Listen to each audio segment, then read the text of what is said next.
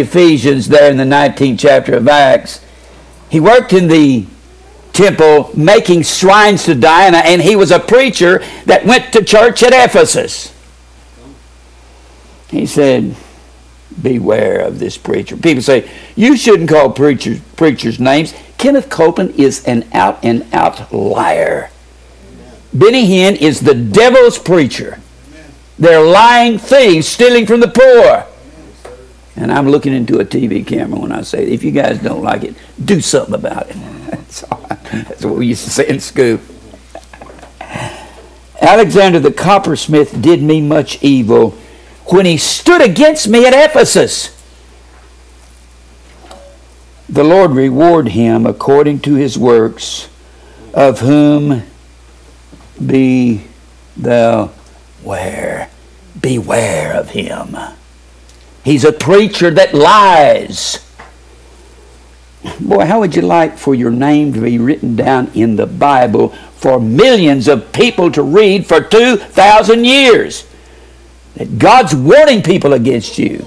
Hey, ain't no many, I haven't said Kenneth Copeland's name, not near as many people have heard me say that as have seen Paul write down, beware of Alexander. Of whom be thou aware, for he hath greatly withstood my words. Now, so Paul is having to mature, isn't he? Go back over here to First Peter. We're talking about, Peter starts off this chapter, this book of 1 Peter, saying, you're elect according to the foreknowledge of God through sanctification of the Spirit. Sanctification,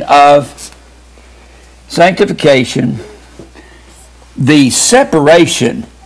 Hagios is the word holy. It means to be pure or single. Peter starts off this book talking about the strangers, the Gentile church maturing. When he gets to the spirits in prison, that's in the middle of this little short book. And the spirits in prison, well, let's go back and read that, and then I'll come back to this. They were elect according to the foreknowledge of God through sanctification of the Spirit unto obedience. They were elected to obey God. Elect, eklektos, E-K, L-E-K-T-O-S. If you belong to God, if you're going to heaven when you die, you have been elected to obey God. Now, you may not want to obey Him right now, but if you belong to Him somewhere in your life, He has to beat you into submission. And that's what he's talking about, the church maturing and growing up. That's what he's talking about here. Notice the connection with these words. Are you noticing mature, which is the word M-A-R-T-U-R-E-O or M-A-R-T-U-S. Marturio is the word, it means to testify or bear record or be a martyr. And the word martus is the word witness, and all of these words come from the same base words. And martyreo, this is how that we testify, we mature, we grow up.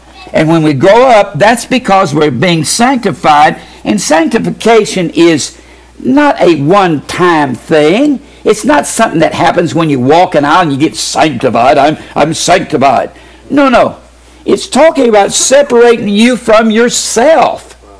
That's what it's talking about. It's talking about you start off with a whole lot of contention and strife, and you got two men, an outer man and an inner man. The inner man is Christ in you. The outer man is self, and God's got to get rid of self. And that's the maturing of the Gentile church. And the Gentile church is the spirits in prison. Let's read that, and I'll come back over here. The whole book is about this. I'm just really beginning to see 1 Peter for the first time in my life. We'll go back over here to chapter 3, verse 18. For Christ also has once suffered for sins, the just for the unjust, that he might bring us to God, being put to death in the flesh, but quickened by the Spirit. I'm going to put it up here again. I'm going to keep putting it up. Put to death. put to death in the flesh, quickened by the Spirit. You know what another name for this is? Resurrection. Well, it is, but give me another name. Huh? Well, it is, but give me something else. Well, give me something else. It is put to death and quickened. Let me just show you. This thing really gets just ties and ties and ties and ties. I'm trying to get you to say something I've been saying up here on the board. I'm trying to get you to say a word that I've been putting up on the board and talking about for the last 30 minutes. If you're put to death,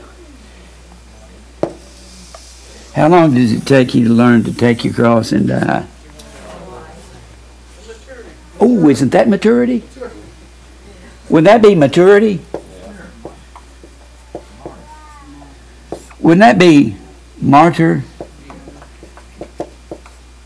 Wouldn't that be sanctification? If you're sanctified and you're going to be separated from the world, you're going to do it by maturing, and that's being put to death in the flesh, isn't it? And that would be perfect, complete. It would be 7, wouldn't it? Besides all this, give all diligence, add to your faith. And Peter named 7 things you need to add to your faith. Have you noticed Peter's talking about maturing? I wonder which one of the apostles really needed to mature after he kept his foot in his mouth all the time. I guess it must have been Peter. He had his foot in his mouth up to his knee. He had the cleanest leg in town. Just kept it up to right about here. Just, I'll never deny you. Don't you say I'll deny you. I will never contradict you, Jesus. Don't you say that to me again. I ain't ever going to contradict you. You do get it, don't you? He's contradicting Jesus, saying, I will never contradict you. I've got to go and go to Jerusalem and be crucified and resurrected again the 3rd day. No, be it far from thee, Lord. That's not going to happen to you. He said, Peter, you're going to deny me 3 times. Don't you tell me I'll contradict you. I think Peter is very, very funny. Y'all know that? But he's not unlike us, is he? We're funny too. Seriously funny. Yes, he really was funny. I mean, he said stuff, I'm going, whew, Peter, you're a lot like I was when I was young. Peter was pretty young when that happened. You do know that. He was a kid. He wasn't an old man being ready to be crucified upside down. Jesus, I keep saying this, Jesus didn't call a bunch of old men to follow him. Jesus was 30 years old when he started his ministry. Do you think he went around a bunch of 70-year-old guys? You see, I've seen pictures of Jesus. He's walking along and he's 30, and these guys are walking behind him, and Peter's got a big, long gray beard, and he's walking along. I'm going, who drew this picture? These were boys. That's what they were. Probably 17, 18, 19, 20. You see, there had to be a church to be built, and they had to be around long enough to build it. They weren't old men. I like Peter. He's so much like me. God had to get my attention just like he did Peter.